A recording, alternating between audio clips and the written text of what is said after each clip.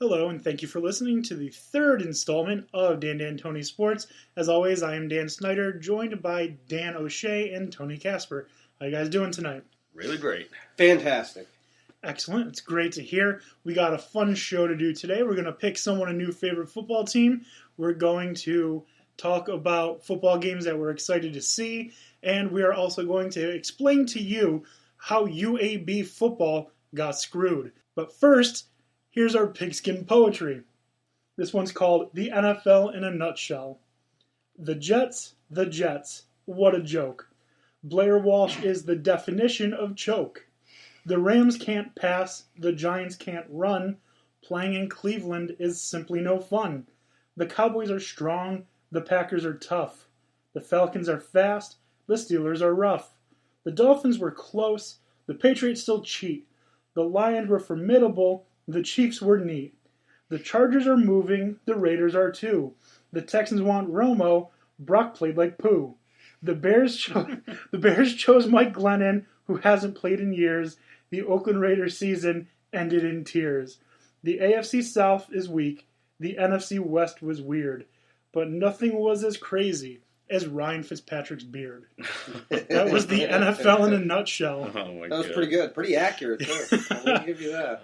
I tried. I had to start off with the dumpster fire that is my favorite football team, the Jets. Of course. Giants couldn't run for crap. No, they could not. And it doesn't look like it's getting any better unless they go through the draft. Yeah, that's their only hope. But speaking of football, we're going to start by choosing Dan O'Shea a new football team. I have here a bowl with some pieces of paper cut up, folded, and he's going to draw a piece of paper. If he doesn't want to choose that college football team as his new favorite team, he can toss it aside and pick a second time. If he still doesn't like that team, he can draw a third time. On the third try, he has to keep whatever team it is that he picked. So I'm going to stir the bowl. And now, Dan, go ahead and pick one. All right, you had to take out Notre Dame, right? I took out Notre Dame. Here's what is in the bowl. All of the Power 5 conference football teams that are the ACC, the SEC, Pac-12, Big 10, and Big 12. Because Tony is an Ohio State fan, I took out Ohio State. Because I'm a Penn State fan, I took out Penn State. Because Notre Dame does not play full conference schedule, and they are still mostly independent, I took them out as well. The other independents, BYU, Army, etc., they're not in there either. So, Dan, what's the first team you got? First team is Auburn. Auburn. That's not a bad team, so I'm very tempted to stick That can with be a it. good team. That's tough. Benefits of Auburn, they're tough. They play Alabama, so they're in the SEC, which is a great conference. The drawbacks, they couldn't score on LSU, who didn't have that good of a defense last year. They relied on 6 field goals to beat them. That being said, they did beat LSU. So would you like to keep Auburn, or would you like to put it back and chance it? I guess I'll gamble. I got 2 left. All right, so he's deciding not to choose Auburn. All right, choose number 2. Mix this up a little bit. Number 2, Oregon. Really good choice. Perfect. So Oregon it is? Yeah, I'm going to go with Oregon All because right. I like their play style. Good news is Oregon is fun to watch. Bad news is that they were terrible last season. So we're gonna gather a little more info on Oregon as the show goes along. But first, what we're going to do now is Tony and I are going to break down the Ohio State and Penn State seasons. Tony, tell me about Ohio State. Strong team. Strong finish last year. Disappointing when it came to the playoff, although the idea was this was 1 year early, which seems to be working for Urban Myers. So this year offers a lot of promise, although a lot was lost. I mean, there's JT Barrett's returning, so your main leader on offense and captain is going to be back.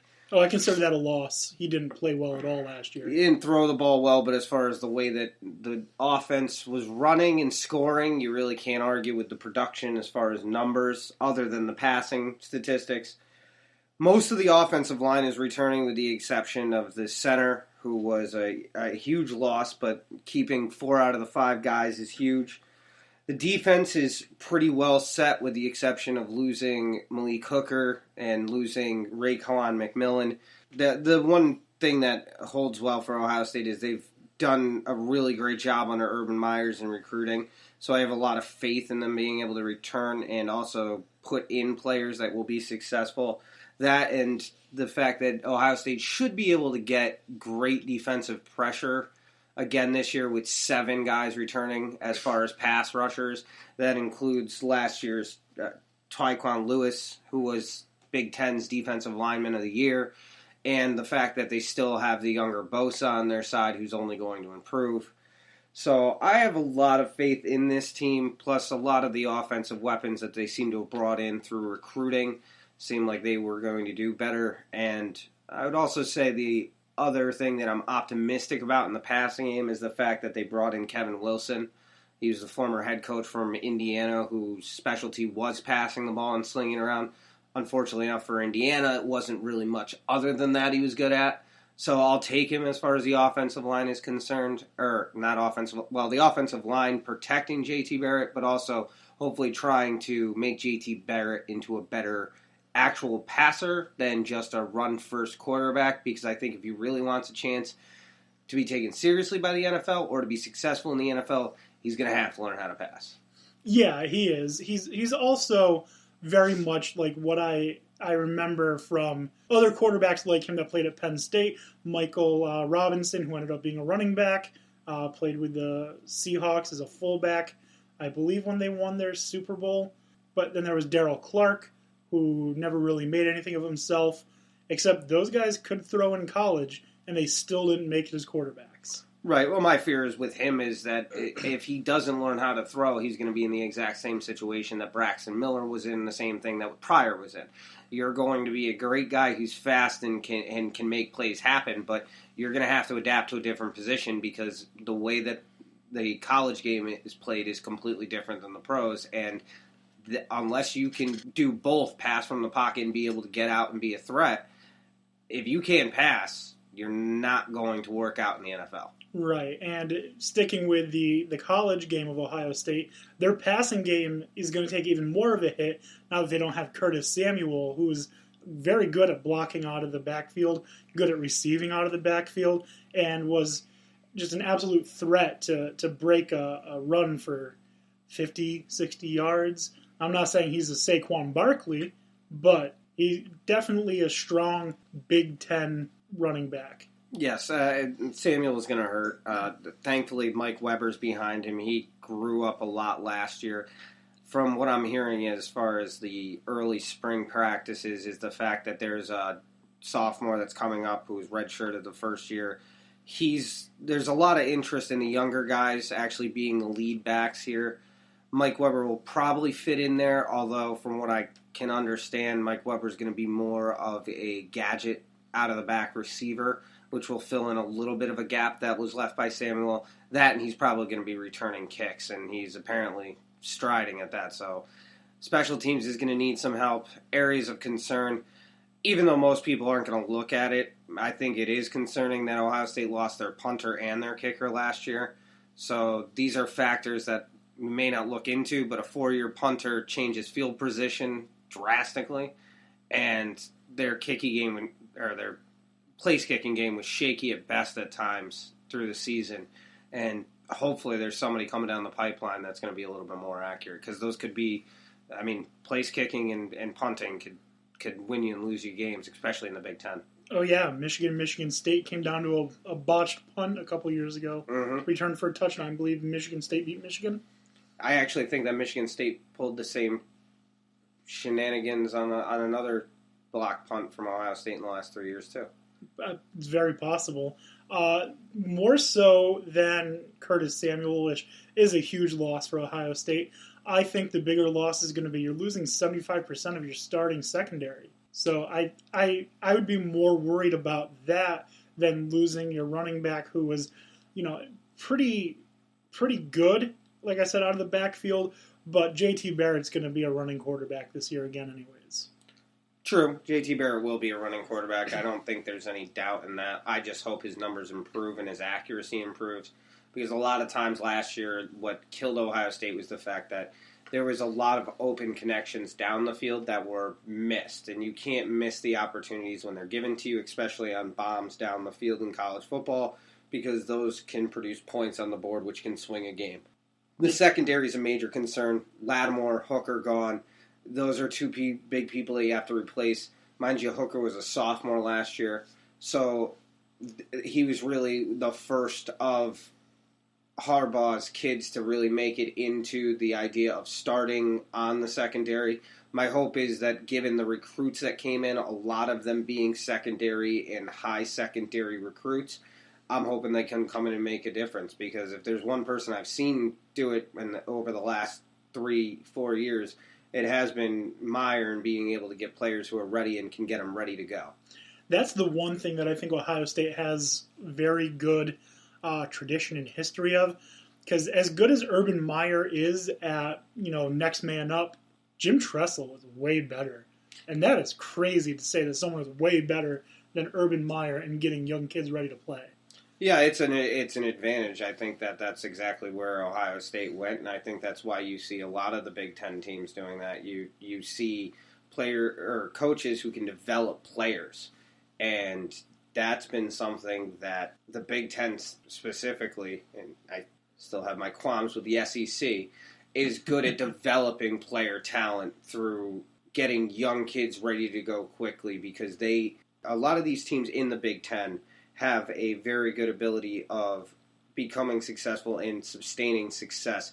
I mean, look at what happened to Penn State in their rebuild and now where they are now. Michigan had that flat plateau period, and then they got Harbaugh to try and right the ship. Nebraska is turning things around, and then you still see other programs in there. Wisconsin, Northwestern having the season they did, Iowa.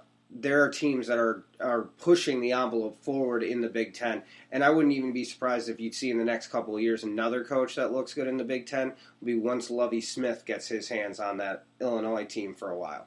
Yeah, I think Illinois is one of the most, I don't even know the word I'm looking for, most frustrating teams in the Big Ten, because, they're an enigma. You never know what they're going to be. Sure. They have the ability to be this crazy spread offense that's going to put up points. They also have the ability to be a team that just falls asleep on offense. And it's never consistent. Whereas with other teams in the lower tier of the Big Ten, like Indiana, they're going to be a good offense. Maryland, they're going to be a good offense. Rutgers, they're going to be a good doormat. But Rutgers is good for nothing. Wait till basketball season. Yeah, and even then they're coached by Steve Peichel, who used to coach at Stony Brook. And what do we think of Stony Brook? We hate Stony Brook. Oh yeah. What is a Seawolf? That's now 2/3 of our podcast that we brought up. What is a Seawolf? So doesn't make any sense. It doesn't. Tony, next question that I have for you then. What games throughout the season are you most worried about from an Ohio State perspective? The one thing that I like about the Ohio State season this year is the fact that they have some tough games on the schedule.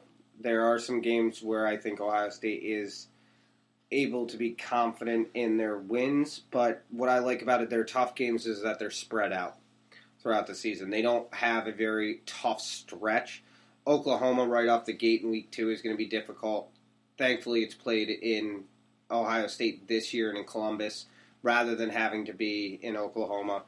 Then they really get a month off until I feel their next true challenge is going to be that rematch with Penn State. That one, again, not in Happy Valley. Yeah, in Columbus this time. Again, in Columbus. I never like when Ohio State goes to Happy Valley. It just seems like the magic there always turns around to Penn State. So I'm looking forward to that rematch, but I think it's going to be a very good game to watch as one of the games this year. And then the end of the season is always a big game as an Ohio State fan because there's that team up north, and unfortunately we have to travel up north for them.